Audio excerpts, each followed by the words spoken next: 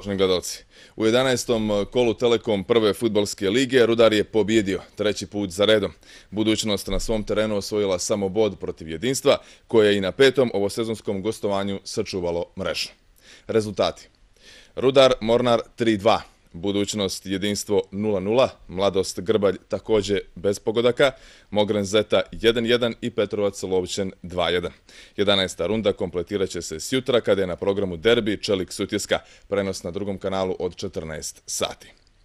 Na prvom mjestu je Sutjeska sa 25 bodova uz meč manje. Isti bodovni učinak ima i drugoplasirani Rudar. Treći je Čelik sa 20 i utakmicom manje. Slijede Budućnost sa 18, Mladost sa 16, Mogren i Grbalj sa po 15, Jedinstvo sa 14 i Petrovac sa 12 bodova. U dnu tabele su Lovćen sa 7 i Zeta sa 5. Na začelju je Barski Mornar sa 4 boda.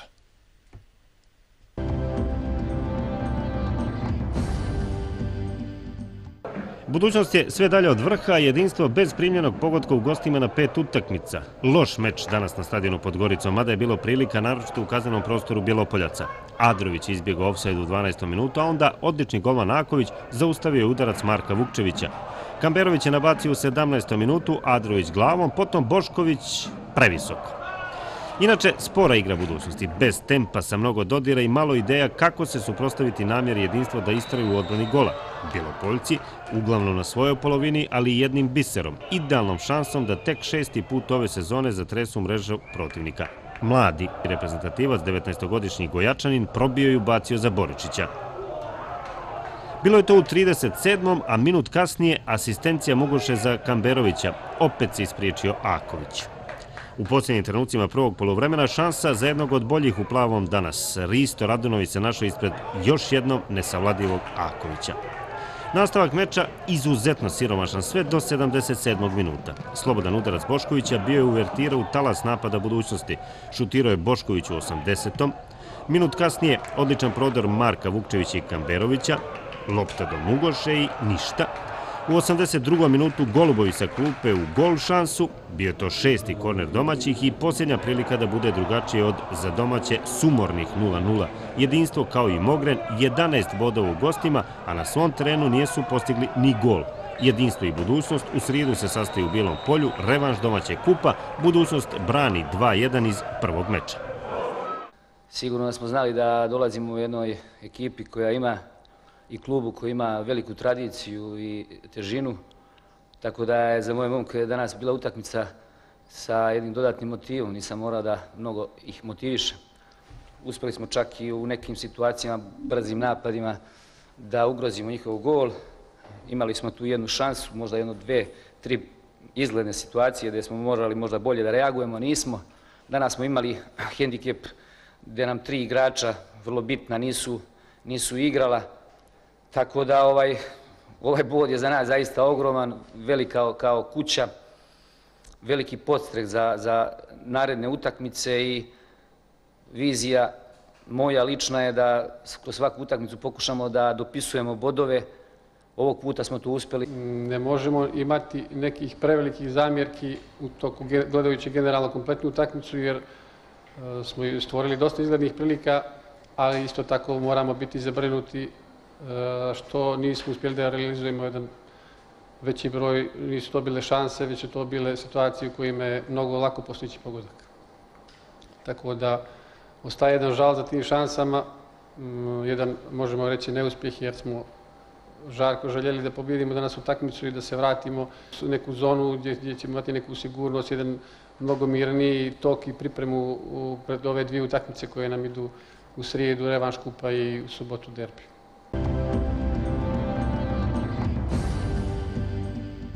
Rudar je nastavio pobjedonosni niz i ostvario 3. uzastopnu pobjedu, a Mornar je pokazao da izlazi iz krize i da će, ako ovako nastave, vrlo brzo Fenjer prepustiti nekom drugom.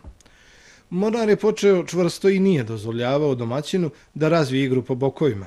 Jedini mogući način da se probije bedem Barana bio je šut iz daljine i igrači Rudara su to shvatili. Prvi pokušaj imao je Igor Ivanović sa 30 metara u 15. minutu. Drugi, Nedjeljko Vlahović sa 20 metara u 17. Gosti su prvi put zaprijetili u 18. minutu, međutim šut Đorđa Vojvodića sa 10 metara Boris Lakićević je odbranio. Nakon prekršaja nad Ivanovićem, slobodan udarac sa 22 metra izveo je Blažo Igumanović. Pružio se Miloš Radanović koliko je dug, ali lopta je završila u desnom uglu njegovog gola.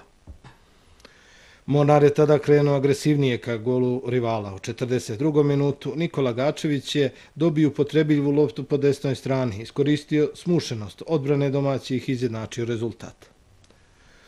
U drugo polovrijeme Rudar je ušao dosta agresivnije, no i gosti su bili borbeni. U 50. minutu zbog povrede iz igre je morao Ermin Alić, kome slijedi duža pauza. Nikola Rakojević opet je improvizovao, pa je na štoperske pozicije postavio Dušana Nestorovića i Predraga Brnovića.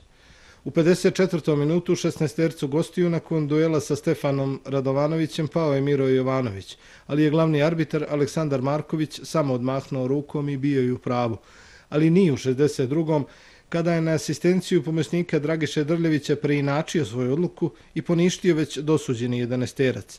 Naime, lopta je u ruku pogodila Novaka Rajkovića, koji je bio na lijevoj ivici peterca i već imao žuti karton. Marković je bio udaljen svega par metara od mjesta događaja, pokazao na bijelu tačku, no je na asistenciju pomoćnika Drljevića, koji je bio udaljen 30 metara od mjesta događaja, poništio penal. Nisu pomogli protesti domaćina, ni povici sa tribina. Uslijedio je period nervozne igre, međutim gol iz slobodnog udarca sa 30 metara majstora Blaža Igumanovića umirio je strasti. 10 metara nakon toga isplatila se upornost Jovanovića, koji je vršio pritisak na goste, iskoristio grešku Radovanovića, imao praznu desnu stranu i na kraju školski uposlio Đorđa Krkeljića na petercu, koji je postigao svoj prvi ovosezonski gol. Minut prije kraja Nikola Sekulić u svom stilu prošao po desnoj strani, poslio perfektno rezervisu Mustafu Merdovića, kome je ostalo samo da zatrese mrežu. Na kraju u taboru jedne i druge ekipe imali su razloga za zadovoljstvo, naravno više u taboru ekipe Rudara. Pa dobro, teška utakmica, nama je svaka utakmica teška, s obzirom da smo se mi ispraznili emotivno i fizički na prethodne dvije utakmice protiv Budućnosti i Zete. Znalo se da će biti teško, ušli smo možda malo i opušteno u tu utakmicu. Mornar je dobro stajao na terenu čitavu utakmicu, ali zahvaljujući dva izvanredna gola Blaži Igumanovića uspjeli smo da probijemo i da povedemo. I na kraju zasluženo smo pobijedili. Žao mi je samo što smo primili ovaj drugi gol. Mislim da smo napravili glupost u postavci, ali zadovoljni smo naravno pobjedom. Pa naravno, ja mislim od prvog kola da nismo uspjeli da sastavimo ekipu onako kako bi trebalo da je sastavimo. Uvijek je neko povrijeđen, danas nije bilo Nerića, nije bilo Damjanovića, nemamo tu alternativu na lijevom beku, tako da tačno je da smo imali improvizacije, ali eto, uspjeli smo, još jednom kažem, da dobijemo i to je najbitnije. Pa dobro, što da kažem, meni je žao jer nama treba jedan pozitivan rezultat na psihološkom planu, znači da bi ova ekipa shvatila da može. Mislim da smo danas protiv jedne jako kvalitetne ekipe Rudara odigrali dobro, da smo kod rezultata 1-1 išli dva put sami na golmana i da smo dali gol, mislim da bi rezultat konačni bio drugačiji. Sve u svemu, naivno smo primili golove, puno toga još moramo da popravljamo, ali mislim da ima pozitivnih pomaka. Žao mi je što nismo bolje prošli rezultatski. Pa dobro, mi smo znali ako Rudar ima najbolji posjed lopte u našoj ligi i znali smo ako im smanjimo prostor za tu njihovu igru da će oni da nam ostave prostor za kontru, upravo tako se utakmica i odvijala. Mislim da igrači još uvijek nisu svjesni da mogu da naprave taj rezultat, ni sami nisu vjerovali koliko su bili blizu pobjede. Nakon posljednjeg sudijskog zvižduka, aplauzi zadovoljne publike koja je od početka do kraja bila uz ekipu, što odavno pod Golubinjom se nije desilo.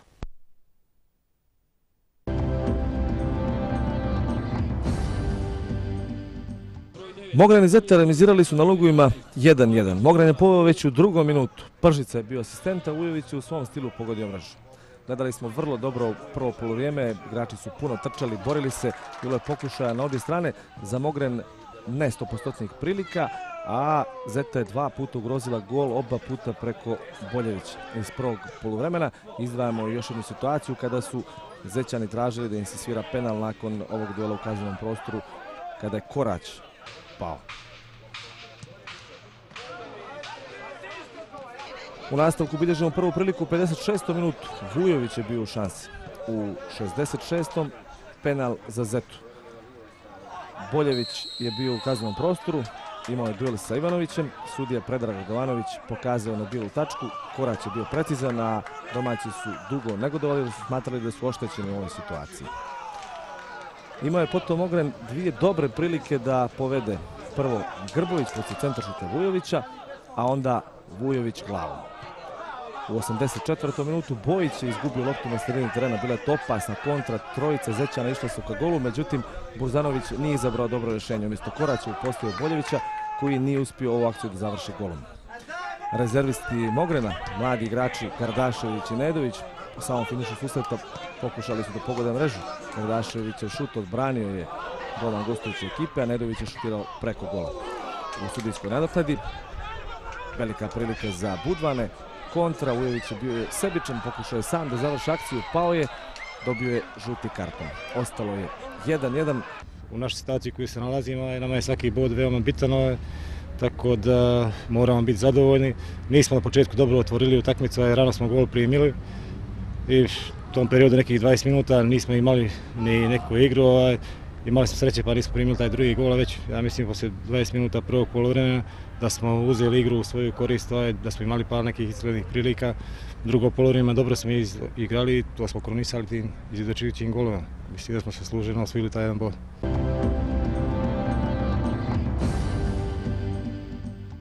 Petrovac je želio da konačno ove sezone razbije prokletstvo domaćeg terena, ali Lovćan da zaboravi šokantan poraz u prošlom kolu. Domaći nisu imali koncentraciju u završnici, sve do samog finiša. Cetinjani ni ovoga puta nisu znali da sačuvaju stečenu prednost.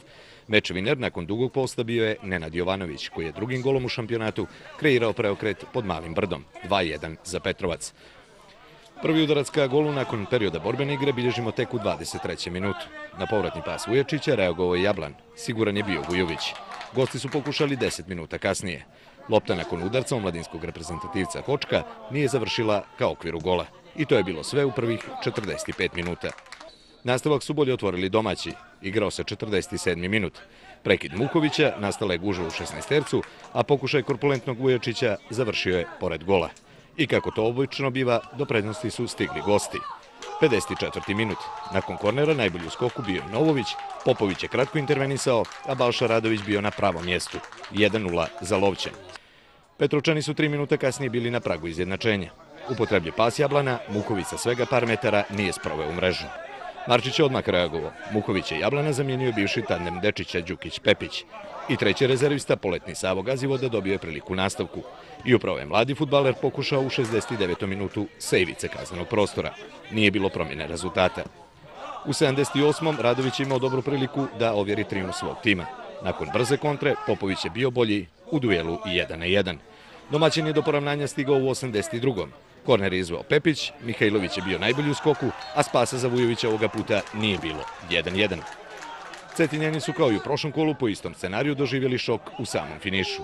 Najspretniji nakon pokušaja Đukića u 16tercu gostujuće ekipe bio je Jovanović, koji je u 87. minutu donio prva 3 boda svom timu na domaćem terenu. Mislim da ova mlada ekipa zaslužila danas mnogo više od ovoga poraza. Mislim da nam je nedostajalo malo koncentracije da zadnjih tih 10 minuta izvučemo ovu utakmicu i da se vratimo na Cetinje zaista s povoljnim rezultatom. Čestitam momcima na zaista izuzetnom zalaganju. Možda je ovo najbolji zalaganje na svim ovim dosadašnjim utakmicama. Nema ništa drugo nego ovakav mladi tim da usmeravamo u budućnost, da igraju još bolje i još angažovanije. Zaista mi je žao za ovaj današnji poraz koji zaista, čini mi se, nismo zaslužili. Jedna veoma teška utakmica za nas. Lovćan je došao da se brani iz jednog takvog prekida. Postigli su pogodak i bilo se zaista teško vratiti.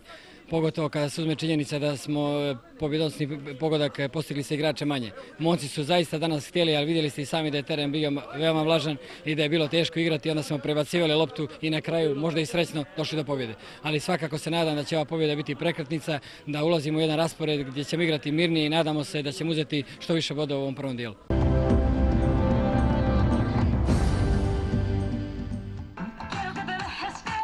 Mnogo sunca i temperaturni rekordi, najtopliji 20. oktobar u istoriji Podgorice, nažalost nije donio spektakl i golove baš u glavnom gradu. Kao ni na stadionu Podgoricom, tako ni na starom aerodromu, ni jedan pogodak.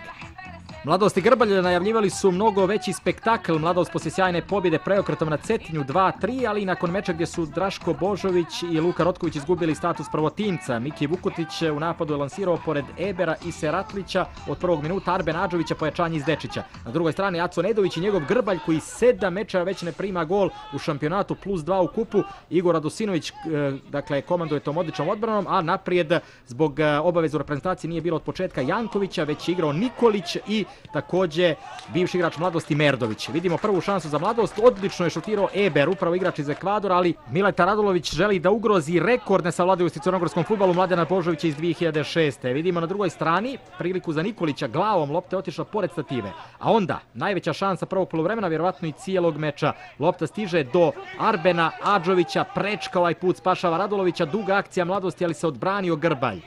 Kao što će uspjeti da se odbrani i do kraja utakmice. U poluvremenu očekivali su se izmjene, oni su slijedili tek kasnije. Dejan Savićević je pratio meč, ali upravo njegov sin Vladimir danas nije dobio priliku. Treća izmjena Mladosti bio je Rotković. Prvo je ubacio Pavićevića Miki Vukotić i on je donio živosti u napadu. I upravo poslije pasa Adžovića Pavićević je imao veliku priliku, ali Radulović spašava. Ostaje 0-0. Mladost je pritiskala u tom periodu. Ovdje vidimo jednu loptu Pavićevića nazad za Draška Božovića koji je ušao, ali njegovu poziciju desnog beka pokrivao je Danilo Tomić. On igra u veznom redu umjesto Mandića. Kasnije vidimo i ulazak Luke Rotkovića i odbrana u troje za Mladost, pojača napad, htjeli su na svaki način doći do pobjede. Evo nove šanse Pavićevića, malo je kratak ovdje bio da zahvati najbolje loptu, a zatim jedna situacija koja je bila vrlo interesantna, otvorilo se 4-3, ali Adžović ovdje ignorisao svoja 3 saigrača, ljutio mu se Rotković, hvata to Radulović. Na kraju opasan Grbalj ulaskom mlađeg Nikolića koji je ovdje odlično prošao i šutirao i također Jankovića, ali ostaće Mladost Grbalj 0-0. Danas smo isto zatajili u napadu. Imali smo nekoliko izvanrednih šansi, 100% prilika, ali jednostavno kad ne daš 100% zicer, onda se dešava to što se dešava da ne dobiješ utakmicu. Neću da kažem da se igrači nisu zalagali, borili su se, trudili su se. Jednostavno nemamo to pravo rješenje u samoj završnici, tu koncentraciju da to završimo sa golom. Nakon ovog preokreta na Cetinju 2-3, to je ona vaša velika pobjeda u prošlom kolu, da li se nešto i promijenilo i u rasporedu kod vas? Evo, vidjeli smo da li su Rotković i Draško Božović izgubili mjesta prvotimca, osim toga Tomić na desnom beku i Draško i kad je ušao igrao je u sredini terena. Pa jesu, izgubili su mjesto. Ja tražim od igrača maksimalno zalaganje, znači da su skoncentrisani u tome klubu gdje su sad. Znači tražimo od svih igrača, pa čak i od njih dvojice, da budu dio ekipe, da ono što se dogovorimo u slačionicu da to ispoštuju. Svakako da smo zadovoljni prevashodno odnosom igrača prema obavezama, znači na način na koji treniraju, to igraju i to uvijek mora da se vrati na pravi način. Zadovoljni smo kako se sezona razvija za nas. Mislim da tu ima segmenata prema naprijed, previše mladosti, brzopletosti gdje mora mnogo mirnije da se reaguje, ali šta je tu je što se tiče ambicije, idemo sad u Kolaši na revanš utakmicu četvrtfinala kupa, da maksimalno ozbiljno priđemo toj kao i svima do sada, da pokušamo da riješimo u svoju korist, da obezbedimo prolaz u četvrtfinale i da se spremamo već u subotu za Petrovac. Aco Nedović je najavio raspored Grblja u narednom periodu, a Mladost će nastaviti da igra na ovom stadionu. U sredu će dočekati Pljevlje u revanšu kupa, već ih je savladalo u gostima, a onda još 2 prvenstvena meča na starom aerodromu. Prvo protiv Mogrena u subotu, pa i protiv Zete. Samo očekuju bolje partije. Sljedeće 12. kolo narednog vikenda obilježit će stari crnogorski derbi, budućnost Sutjeska. U ostalim utakmicama sastaće se Rudar Jedinstvo, Čelik Lovćen, Mladost Mogren, Petrovac Grbalj i Zeta Mornar. Druga liga nastavlja sjutra, mečima 11. kola, Dečić Jezero, Ibar Bokelj, Zora Igalo, Bar Zabjelo, Bratstvo Iskra i Berene Arsenal. Ženska kadetska fudbalska reprezentacija Crne Gore poražena je od Holandije 15-0. Na startu kvalifikacija za prvenstvo Evrope u drugom kolu u ponedjeljak naše fudbalerke igraće sa Ukrajinom. Vaterpolisti Budve pobjedili su splitski Jadran 14-7 u petom kolu Jadranske lige. Najistaknutiji centar Vukčević sa 5 golova i golman Lazović koji je imao čak 21 odbranu. To je treći trijumf Budvana uz remi i poraz. Ranije Jadran iz Herceg Novog izgubio od Juga 14-5, juče Primorac od Medveščaka 14-11. Vodeći su Primorje i Jug sa maksimalnim učinkom, Budva je 4., Jadran 8., dok je Primorac na 9. poziciji. Prelazimo na košarku. U okviru premijernog kola Erste prve lige danas na programu 3 meča. Teodo Ibar 98-86, Sutjeska Danilovgrad 90-60 i Lovćen ABS Primorje 72-62. Sjutra će igrati Jedinstvo Mornar i Ulcinj Centar. Košarkaši Lovćena pobijedili su u prijestonici ekipu ABS Primorja 72-62 u utakmici prvog kola Erste prve Crnogorske lige. Gosti su bolje otvorili meč, poveli 6-0. A onda su mladi košarkaši sa Cetinja krenuli sigurnije. Svjesni činjenice da su 2 boda u ovoj utakmici obaveza. Ekipa Dragana Radovića sredinom prve četvrtine imala je 11 razlike, 19-8. Najveću prednost Cetinjani su imali na 2 minuta do kraja prvog kvartala, trojkama Bosanca Armina Bilića i Petra Stojanovića, 28-9. ABS Primorje je do kraja prve četvrtine smanjio vojstvo Lovćena na 28-12. U drugoj četvrtini krenula je prava igra. Viđeno je dosta borbe pod košem, domaći igrači su se opustili, a gosti se razigrali, topili razliku. Kraj druge četvrtine 39-30 za Lovćen. U drugom dijelu meča, tačnije na početku treće četvrtine, Lovćen je riješio da otkloni sve dileme oko pobjednika. Cetinjani su preuzeli konce u svoje ruke i vratili veliku prednost od 22 poena, 56-44. Do kraja utakmice čuvali su prednost i zasluženo slavili na domaćem terenu, 72-62. U ekipi Lovćena najbolji su bili Armin Bilić sa 15 i Marko Milošević sa 13 poena. Dvocifren učinak imali su Mašan Vrbica i Petar Stojanović sa 12, odnosno 11 koševa. Kod gostiju bolji od ostalih bili su Stefan Arapović sa 14 koševa, Đorđe Jakovljević i Vaso Popović zabilježili su po 12 poena. Dvocifreni je bio i Veselin Kovačević, 11 poena. Košarkaši budućnosti sjutra u sportskom centru Morača ugostit će Partizan u 5. kolu ABA lige. Budućnost ima polovičan učinak, ali i mini seriju od 2 trijumfa. S druge strane, Partizan ima 3 pobjede i poraz. Sjutrašnji meč počeće u 20 sati i prenos je na drugom kanalu.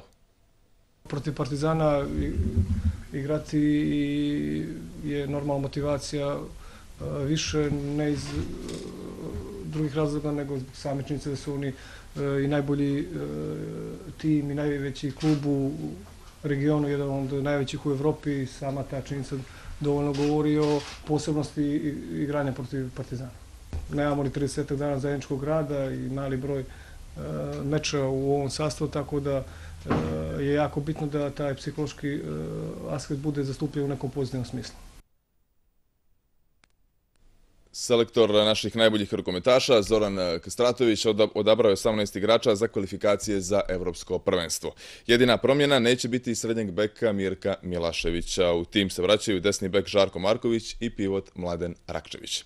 Dakle, na spisku su golmani Mijatović, Simić i Rajković, krila Marković, kapisoda Melić i Lasica, pivoti Rakčević, Grbović i Pejović i bekovi Mrvaljević, Vujović, Ševaljević, Osmajić, Lasica, Žarko Marković, Roganović i Simović. 1. novembra u Mahkajmu igramo protiv Njemačke, a 3 dana kasnije u Baru ugostit ćemo Češku. Rukometašice Bisera objedljivo su izgubile od Dunareje 39-14 u prvoj utakmici drugog kola kupa EHF.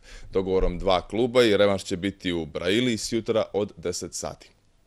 Rukometašice budućnosti sjutra gostuju u Viborgu u drugom kolu grupe D Lige šampiona. Na premijeri aktualne šampionke Evrope savladale su Zvezdu, dok je Viborg poražen od njemačkog Iringera. Trosatni let od Podgorice do Viborga bio je prijatan. Nadaju se u taboru budućnosti da će tako biti i gostovanje nekadašnjem šampionu Evrope. Plavobile su odradile trening u 17 sati u vrijeme odigravanja utakmice. Trener Adžić ne može da računa na povrijeđene Georgijevsku i Cvić, ali su ostale rukometašice spremne da ponove odlično izdanje sa premijere. Savršena igra protiv Zvezde u oba pravca pravi je recept za duel sa danskim timom. Nismo došli da izgubimo, naravno došli smo da odigravamo najbolje što možemo, da ponovimo igru iz Morače, jer mislim da smo tu pokazali da možemo i sa dosta promijenjenom ekipom da igramo dosta dobru odbranu i sigurno sam da ćemo iz utakmice u utakmicu igrati sve bolje i bolje. Viborg je 3 puta osvajao Ligu šampiona, posljednji put 2010. Prošla sezona bila je razočaravajuća za zelene, tek 3. mjesto u domaćem šampionatu. Za bolje rezultate bile su neophodne promjene, odnosno pojačanja. Stigao je tandem golmana, francuskinja Darlo i šveđanka Grupstrom. Još 2 šveđanke stigle su Viborg, bekovi Gulden i Alm, a konkurenciju na bekovskoj poziciji pojačala je i Mađarica Bulat. Najbolji strilac je iskusna Skov, a zbog povreda će izostati Kurtović i Frafjord. Sve u svemu, Viborg ima respektabilan tim. Zna to i Dragan Nadžić, koji je dobro upoznat sa kvalitetima i manama narednog rivala. Pa očekujemo stvarno jedan težak meč, posebno što su izgubili prvo kolo i utakmica s nama im je neka koja je odlučujuća za neku dalju njihovu sudbinu u grupi u Ligi šampiona. Poznajemo ih dobro, bavili smo se njima maksimalno koliko je to moguće i probat ćemo svojim mladim sastavom da napravimo jedno ogromno iznenađenje i da ih pobjedimo na njihovom terenu. Bojana Popović je 3 sezone nosila dres Viborga, sa kojim je 2 puta osvajala Ligu šampiona. Mislim da imamo iza njih recept, neka naša energija, neki naš karakter i taj pobjednički mentalitet koji smo gradili ove zadnje 2 godine. Dosta njih je zadržalo, tako da mislim da ta energija sutra neka može da bude presudna. Za budućnost! Svi! Rukometašice budućnosti i u nedjelju prije podne će odraditi trening, a onda od 17 sati izaći na Megdan Viborgu. Domaćini najavljuju pune tribine. Kapacitet dvorane je skoro 2000 mjesta, ali se nadamo da to neće sputati podmlađeni tim aktualnog šampiona da ponovi igru sa premijere i nastavi seriju pobjeda u Ligi šampiona. Iz Viborga za televiziju Crne Gore, Dragiša Dedić. Inače, u prvom meču drugog kola grupe D danas rukometašice Zvezde savladale su Tiringer 31-24. Kickbokser Goran Radonjić nije se plasirao u finale završnog kvalifikacionog turnira Super Combat. Radonjić je izgubio na poene od domaćeg borca Razvana Gite. U finalu Gite će se boriti protiv Čeha Romana Klejbla, koji je porazio Amerikanca Steva Banksa. Pobjednik će se plasirati na završnu manifestaciju Super Combat Grand Prix. Dosadašnji predsjednik Paraolimpijskog komiteta Crne Gore Igor Tomić tu funkciju obavljaće naredne 4 godine, odlučene na Skupštini te asocijacije. Tomić je dobio jednoglasnu podršku delegata. Skupština je na isti način podržala i predlog za novi mandat generalnom sekretaru Dušanu Dragoviću. Detaljan pregled aktualnosti sa međunarodne scene slijedi u narednim minutima. Uživajte.